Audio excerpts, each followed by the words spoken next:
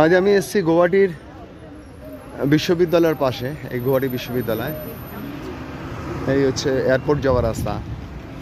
পুরনো স্মৃতি মনে পড়ে গেল। ভূপেন হাজারিকার সমাধি ক্ষেত্র জালুকবাড়িতে এসেছি আমি।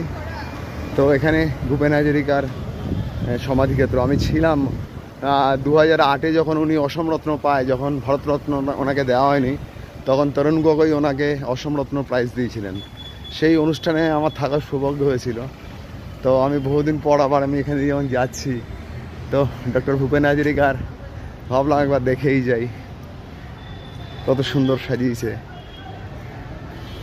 সব। এই এক মিনিট, ভূপেন হাজারিকা সাহেব আছেন, উনি আমাদের পাড়ারই লোক, আমাদের টালিগঞ্জে ওনার বাড়ি আছে।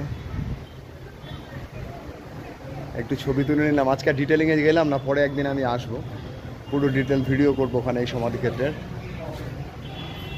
আপাতত একটু দেখিয়ে দিলাম।